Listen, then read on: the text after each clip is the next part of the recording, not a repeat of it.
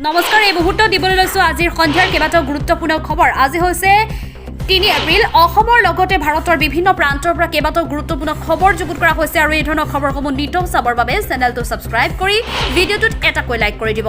তেন্তে আহক প্ৰিয় দৰ্শকসকল, আজিৰ সন্ধিয়াৰ খবৰকেইটালৈ আগবাঢ়ো। আজি সন্ধিয়াৰ প্ৰথমটো খবৰ, অসমৰ মাটিত ৰাজ্যৰ বিজেপি চৰকাৰ বিৰুদ্ধে মুকলি প্ৰত্যাহ্বান দি গ'ল দিল্লীৰ মুখ্যমন্ত্ৰী অৰবিন্দ কেজৰিৱালে। ৰাজ্যৰ শিক্ষা স্বাস্থ্যৰ পৰা কয়লা চুপাৰী চিণ্ডিকেটক লৈ এটাৰ পাছত আনটো অভিযোগ অৰবিন্দ কেজৰিৱালৰ। পিছে কেজৰিৱালৰ এই মন্তব্যৰ বিপৰীতে প্ৰতিক্ৰিয়া প্ৰকাশ কৰিছে ৰাজ্যৰ মুখ্যমন্ত্ৰী হিমন্ত বিশ্ব শৰ্মায়ো। হিমন্ত বিশ্ব শৰ্মাই কয়, দিল্লী বিধানসভাত মোৰ বিৰুদ্ধে কাপুৰুষৰ দৰে বহু অভিযোগ আনিছিল কেজৰিৱালে, কিন্তু বিধানসভাৰ বাহিৰত এনে অভিযোগ আনিবলৈ আহ্বান জনাইছিল, কিন্তু এনে কোনো অভিযোগ আনিবলৈ সক্ষম নহল কেজৰিৱালে। বিপৰীতে মা কামাখ্যাৰ ব্ৰহ্মপুত্ৰৰ সন্মুখত কেজৰিৱালে কৰি গ'ল কেতবোৰ মিছা প্ৰচাৰ। দিল্লীত 12 লাখ চাকৰি দিয়াৰ কথা কৈছে কেজৰিৱালে, কিন্তু মুখ্যমন্ত্ৰী হিমন্ত বিশ্ব শৰ্মাই নিজে খবৰ লৈ গম পালে দিল্লীত সৰ্বমুঠ 1.5 লাখ চাকৰি আছে। 12 লাখ চাকৰি ক'ত ক'ত কেজৰিৱালে কেতিয়া দিলে তাৰ তথ্য বিচাৰিব মুখ্যমন্ত্ৰী শৰ্মাই। এই ক্ষেত্ৰত দিল্লী চৰকাৰলৈ পত্ৰ লিখাৰ কথাও ক'লে মুখ্যমন্ত্ৰী শৰ্মাই। প্ৰশ্নকাকত ফাদিল বিষয়ত কেজৰিৱালৰ মন্তব্যৰ প্ৰসংগটো উত্তৰ দিলে মুখ্যমন্ত্ৰী শৰ্মাই। ডক্টৰ শৰ্মাই কয়, চলিত বছৰত পঞ্জাৱত 12 শ্ৰেণীৰ ইংৰাজী প্ৰশ্নকাকত ফাদিলৰ বাবে সমগ্ৰ পৰীক্ষা বাতিল কৰিছিল। অসমত প্ৰশ্নকাকত কংগ্ৰেছে ফাদিল কৰিছে, সেয়া স্পষ্ট হৈছে বুলি মন্তব্য হিমন্ত বিশ্ব শৰ্মাৰ। কেজৰিৱালক সমালোচনা কৰি হিমন্ত বিশ্ব শৰ্মাই কয়, দিল্লীৰ জুপুৰিত মানুহ থাকিব নোৱাৰে, নৰকত বাস কৰে দিল্লীৰ আৱাসীসকলে। বিপৰীতে অসমৰ 95% লোক স্বৰ্গত বাস কৰে। কেজৰিৱালে চাহ খাবলৈ দিয়া নিমন্ত্ৰণ ৰক্ষা কৰিব বুলিও কয় হিমন্ত বিশ্ব শৰ্মাই। মাথো চৰ্ত, কেজৰিৱালে দেখুৱাবলৈ নিয়া স্থানত মুখ্যমন্ত্ৰী হিমন্ত বিশ্ব শৰ্মা নাযাব, নিৰ্দিষ্ট স্থানতহে যাব হিমন্ত বিশ্ব শৰ্মা। আজি সন্ধিয়াৰ দ্বিতীয়টো খবৰ, NHPCত পুনৰ এক অঘটন সংঘটিত হৈছে। নিৰ্মাণৰ সময়ৰ পৰাই বিভিন্ন দুৰ্ঘটনা সংঘটিত হৈ থকা নামনি সোৱণশিৰি জলবিদ্যুৎ প্ৰকল্পত এইবাৰ ভয়াৱহ ভূমিস্খলন সংঘটিত হৈছে। আজি পুৱা হুৰাহুৰে খহি পৰিল জলবিদ্যুৎ প্ৰকল্পটোৰ ওপৰৰ পাহাৰ বৃহৎ অংশ। লগে লগে চাইৰেন বজাই শ্ৰমিকক নিৰাপদ স্থানলৈ যাবলৈ সংকেত দিয়ে জলবিদ্যুৎ প্ৰকল্পটোৰ কৰ্তৃপক্ষই। দৰাচলতে এই বছৰ জুন মাহৰ পৰা প্ৰথম পৰ্যায়ত পৰীক্ষামূলকভাৱে 500 মেগাৱাট বিদ্যুৎ উৎপাদনৰ লক্ষ্য লৈছিল কৰ্তৃপক্ষই। তাৰ বাবে তেওঁলোকে ক্ষিপ্ৰতাৰে কামো কৰিছে। জানিব পৰা মতে নেৰানেপেৰা বৰষুণৰ ফলতে এই পৰিৱেশৰ সৃষ্টি হৈছে নামনি সোৱণশিৰি জলবিদ্যুৎ প্ৰকল্পত। আজিৰ সন্ধিয়াৰ তৃতীয়টো খবৰলৈ আগবাঢ়িছো। উজনি অসমৰ বিভিন্ন প্ৰান্তত যোৱা নিশা ধুমুহা বৰষুণৰ তাণ্ডৱত বিস্তৰ ক্ষতিসাধন হৈছে। ডিব্ৰুগড় চহৰত পুনৰ ধুমুহা, প্ৰচণ্ড বৰষুণৰ বিধ্বংসী ৰূপ। ঠায়ে ঠায়ে উভালি পৰিছে গছ, বিচ্ছিন্ন যোগাযোগ ব্যৱস্থা। চহৰৰ মিলন নগৰ টিভি চেণ্টাৰ সমীপত পথত বিদ্যুৎ পৰিবাহী তাৰৰ ওপৰত উভলি পৰিল গছ। ব্যাহত যোগাযোগ, বিদ্যুৎ বিচ্ছিন্ন সমীপৰ বৃহৎ অঞ্চল।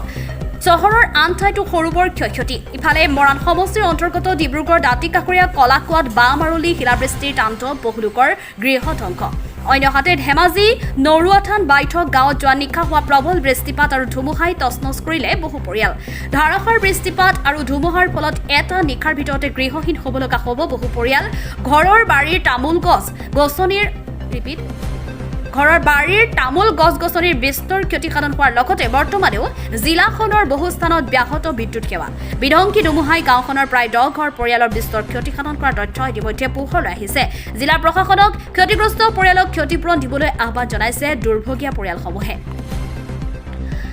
আজিৰ সন্ধিয়াৰ চতুৰ্থটো খবৰ, ভাৰতৰ G20 অধ্যক্ষতাত নিয়োগ কৰ্মগোটৰ দ্বিতীয়খন বৈঠক আজিৰে পৰা 5 এপ্ৰিললৈ গুৱাহাটীত 3দিনীয়া কাৰ্যসূচীৰে অনুষ্ঠিত হ'ব।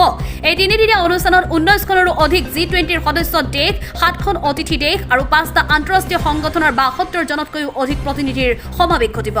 উল্লেখ্য যে সকলোৰে বাবে শক্তিশালী, বহনক্ষম, ভাৰসাম্যযুক্ত আৰু চাকৰি সমৃদ্ধ বিকাশৰ বাবে অগ্ৰাধিকাৰ প্ৰদানেৰে শ্ৰম, নিয়োগ আৰু সামাজিক বিষয়সমূহৰ সৈতে মোকাবিলা কৰিবলৈ নিয়োগ কৰ্মগোটৰ ওপৰত দায়িত্ব ন্যস্ত কৰা হৈছে। স্মৰ্তব্য যে ভাৰত চৰকাৰ শ্ৰম আৰু নিয়োগ মন্ত্ৰালয় হৈছে G20ৰ ভাৰতীয় অধ্যক্ষতাৰ সময়ছোৱাত নিয়োগ কৰ্মগোটৰ বাবে নডেল মন্ত্ৰালয়।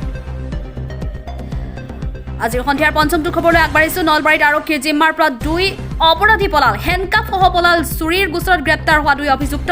স্বাস্থ্য পৰীক্ষাৰ বাবে নলবাৰীত শ্বহীদ মুকুন্দ কাকতীয় সামৰিক চিকিৎসালয়লৈ লৈ যোৱাৰ সময়তে দেৱাল পাৰ হৈ পলায়ন কৰে 2টা অপৰাধী। পলায়নকাৰী ৰিতুল আলী নামৰ এটা অপৰাধীসহ আন এটা অপৰাধী। ইতিমধ্যে আৰক্ষীয়ে কৰায়ত্ব কৰিবলৈ সক্ষম হৈছে এটা অপৰাধী। অন্যহাতে এতিয়াও সন্ধান নাই আনটো অপৰাধীৰ। বৰ্তমান আৰক্ষীয়ে অপৰাধী বিচাৰি চলাইছে অভিযান।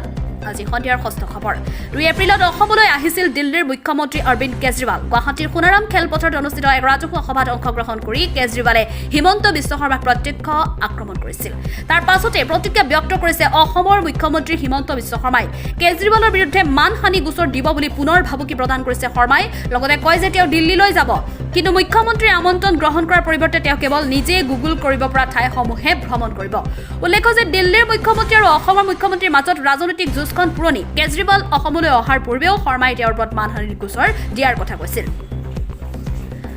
আজিৰ সন্ধিয়াৰ শেষৰটো খবৰ নেৰানেপেৰা বৰষুণৰ মাজত যুদ্ধকালীন তৎপৰতাৰে কাজিৰঙাত চলিছে গজ মহোৎসৱৰ প্ৰস্তুতি উল্লেখযোগ্য যে 1992 চনত আৰম্ভ হোৱা হস্তি প্ৰকল্পৰ 30 বছৰীয়া বৰ্ষপূৰ্তি উপলক্ষে অহা 7 আৰু 8 এপ্ৰিলত কাজিৰঙাত অনুষ্ঠিত হ'ব গজ মহোৎসৱৰ কাৰ্যসূচীত অংশগ্ৰহণ কৰিব ৰাষ্ট্ৰপতি দ্ৰৌপদী মুৰ্মুৱে 6 এপ্ৰিলত কাজিৰঙাত উপস্থিত হৈ 7 এপ্ৰিলত গজ মহোৎসৱৰ প্ৰথম দিনৰ কাৰ্যসূচীত অংশ ল'ব ৰাষ্ট্ৰপতিগৰাকীয়ে ৰাজ্য চৰকাৰৰ উদ্যোগত আয়োজন কৰা গজ মহোৎসৱ অনুষ্ঠিত কৰাৰ বাবে কহৰা আৰু বাগৰিত চলি থকা প্ৰস্তুতিৰ বুজ লয় বনমন্ত্ৰী চন্দ্ৰমোহন পাটোৱাৰী কৃষি মন্ত্ৰী অতুল বৰাৰ লগতে বিত্তমন্ত্ৰী অজন্তা নেওগে এই সন্দৰ্ভত সাংবাদিকৰ আগত মন্ত্ৰী অতুল বৰাই প্ৰকাশ কৰে যে প্ৰাক্তন ৰাষ্ট্ৰপতি নীলম সঞ্জীৱ ৰেড্ডী ৰামনাথ কোবিন্দৰ পাছত তৃতীয়গৰাকী ৰাষ্ট্ৰপতি আহিব কাজিৰঙালৈ ইয়াৰ পূৰ্বে লোকসভাৰ অধ্যক্ষকে ধৰি কেইবাগৰাকীও গণ্যমান্য ব্যক্তি কাজিৰঙালৈ আহিছে তদুপৰি কাজিৰঙাত অনুষ্ঠিত চিন্তন বৈঠকত দুগৰাকী আধ্যাত্মিক নেতাও উপস্থিত আছিল যাৰ পৰিপ্ৰেক্ষিতত কাজিৰঙাৰ পৰ্যটনে অধিক প্ৰসাৰতা লাভ কৰিবলৈ সক্ষম হৈছে অন্যহাতে ৰাষ্ট্ৰপতিৰ কাজিৰঙা ভ্ৰমণৰ সন্দৰ্ভত বনমন্ত্ৰী চন্দ্ৰমোহন পাটোৱাৰী প্ৰকাশ কৰে